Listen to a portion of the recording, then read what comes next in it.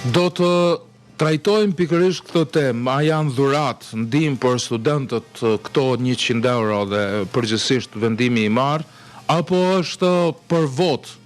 Jemi në javën e fundit të fushatës zgjedhore për zgjedhjet komunale. Drejt për drejt me ne është Valmir Ilazi, njohësi veçërisjes lokale të Ngjatjeta. Valmir. Përshëndetje edhe për juve. Faleminderit për ftesën. Kënaqësi,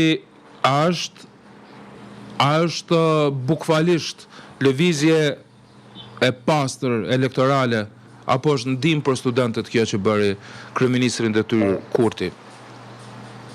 Sigurisht çdo ndihmë për studentët është e mirësohur. Absolutisht. Çdo mbështetje nga shteti bëhet me toksat e qytetarëve të Republikës së Kosovës.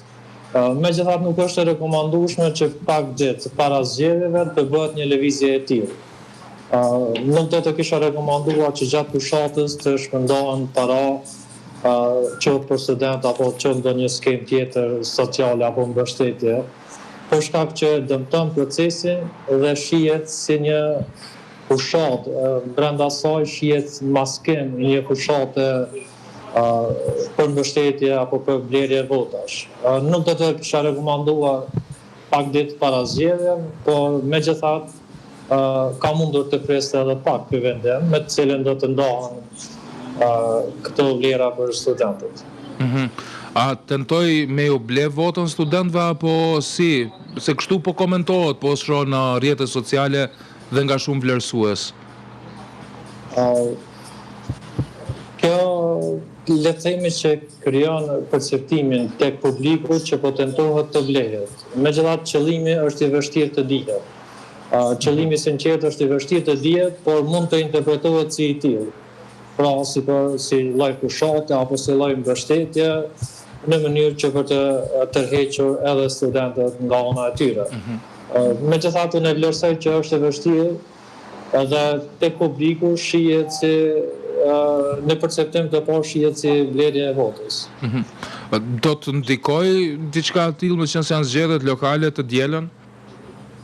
Nuk kam ndonjë matje se sa do të ndikoj, por parashihet që mund të ndikoj, sepse studentët janë të varur dhe siç e dini shumica nga ata udhtojnë nga vendet e larta dhe çdo mbështetje është e mirësohur, nga që edhe do të mund të ndryshojë edhe bindjet politike tek studentët.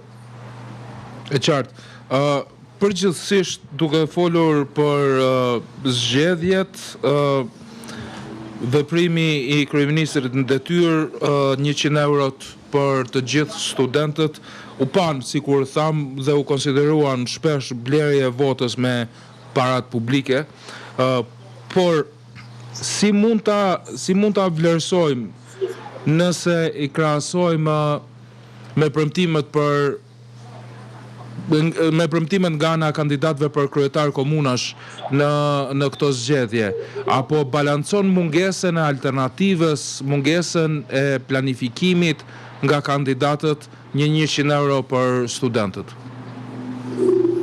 Sigurisht që mund të interpretohet në një gjuhë të tillë, por edhe nga ana e kryetarëve ka çdo shpërndarje ose çdo subvencion ose çdo para për student do të ishte pezulluar dhe nuk do të duhet që në kohë fushatës që të merren iniciativa të tilla. Unë do të kisha vlerësuar se do të ishte më mirë që të pritet edhe disa ditë dhe të mos japet kohë këtij vendimi në mënyrë politike apo në mënyrë për të dhënë të blerje të vota. Qartë.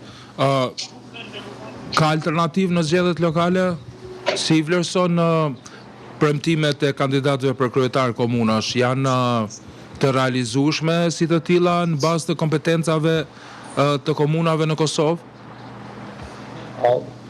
Premtimet janë të matshme, por si të tilla do të kisha rekomanduar çdo herë që qytetarët të shikojnë kënd të votojnë, sepse premtimet vetëm janë duke u përsëritur.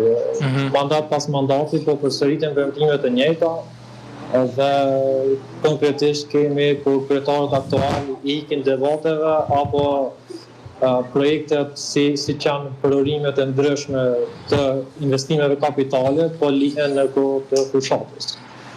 Kjo është rrezikshme sepse bëhet vetëm për vota dhe për të deklaruar që kemi punuar gjatë këtij mandati. Por megjithatë premtimet janë të përsëritshme. Zoti Ilazi, falenderoj shumë për kohën që na kushtuat dhe për pikpamjet tuaja në lidhje me këtë temë që trajtuam.